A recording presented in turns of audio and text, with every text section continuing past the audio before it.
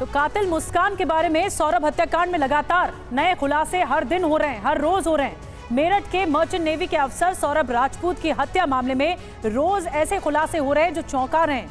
आज आरोपी मुस्कान को लेकर सौरभ के भाई ने दरअसल दावा किया है कि वो पहले भी 2 बार घर से भाग चुकी थी मुस्कान और बॉलीवुड जाकर एक्टर बनना चाहती थी।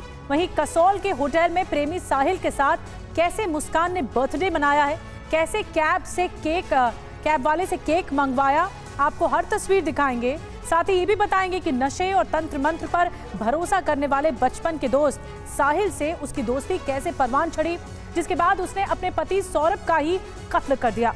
लेकिन सबसे पहले बड़ी खबर जो इस वक्त आ रही है वो कसौल से है। सौरभ हत्याकांड को लेकर टीवी9 पर बड़ा खुलासा आपको हम बताने जा रहे हैं।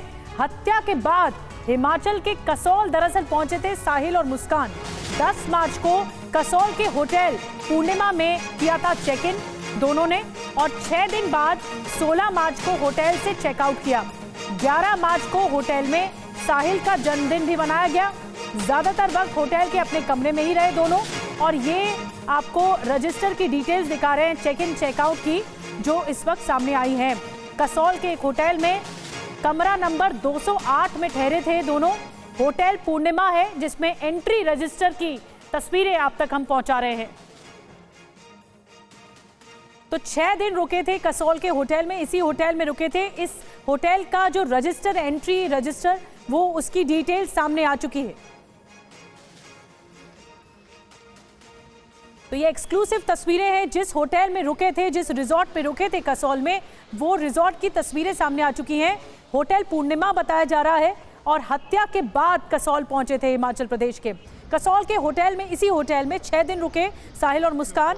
साहिल मुस्कान पर यह बड़ा खुलासा है कि 10 मार्च को होटल पूर्णिमा पहुंचे और 16 मार्च को निकले। कमरा नंबर 203 बताया जा रहा है जहां पर रुके थे। ज्यादातर वक्त कमरे में ही रहे। होटल स्टाफ से बातचीत नहीं की गई है, सफाई नहीं कराई, अपने कमरे में ही मुस्कान साहिल थे। खाना अपने कमरे में ही मंगवाया गया। होटल में साहिल ने मुस्कान को अपनी पत्नी के बारे में बताया। 11 मार्च को होटल में ही साहिल का बर्थडे भी मनाया गया था।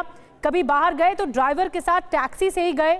कसौल पहुंचने से पहले कुछ दिन मनाली में भी इन दोनों ने बिताए। तो ये पूरी टाइमलाइन बताई जा रही है कि हत्या करने के बाद ये दोनों कहां गए और कसौल गए थे, जिस होटल में गए थे वहां से बड़ी डिटेल्स निकलकर सामने आ रही हैं। जितेंद्र शर्मा और ज्यादा जानकारी के साथ हमारे साथ जुड़े हैं।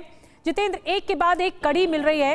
हालांकि दोनों ने अपना जुर्म कबूल कर लिया है, लेकिन जो मर्डर के बाद का सीक्वेंस है, ये लोग इन दोनों ने कहां गए, किस किस लोकेशन पर गए, ये अब सामने आ गया है।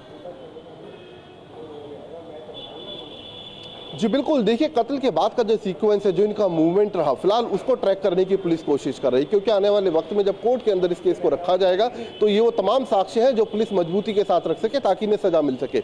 लेकिन सबसे अहम बात यह कि दरअसल आला कत्ल अब तक बरामद हो चुका है, यानी कि जिस हथियार से वारदात को अंजाम दिया गया, ड्रम बरामद हो चुका है, आरोपी पकड़े गए हैं, लेकिन अब तक पुलिस असल वजह तक नहीं पहुंच पाई है। कहीं ना कहीं वजह को लेकर पुलिस अभी भी कंफ्यूजन में है कि आखिरकार वजह क्या थी कत्ल की, क्योंकि पुलिस का कहना है कि हो सकता है कि या तो अवैध संबंध हो या फिर फाइनेंशियल क्राइसिस हो, लेकिन अभी तक पुख्ता वजह जो थी वो पुलिस के सामने नहीं आ पाई। और यही वजह है कि आने वाले वक्त में पुलिस की कोशिश होगी कि दोनों आरोपियों को रिमांड पर लिया जाए, उनसे कड़ाई से पूछताछ की जाए और साथ ही जो साक्ष्य अब तक पुलिस जुटा चुकी है उन तमाम साक्ष्यों को उनके सामने रखकर आगे की जो तफ्तीश है वो जारी रखी जा सके। जी, बड़ी जानकारी जितेंद्र दे रहे कि अब तक वजह का खुलासा नहीं हो पाया कि आखिर इतनी बेरहमी से हत्या अपने पति की मुस्कान ने क्यों की और क्या वजह थी।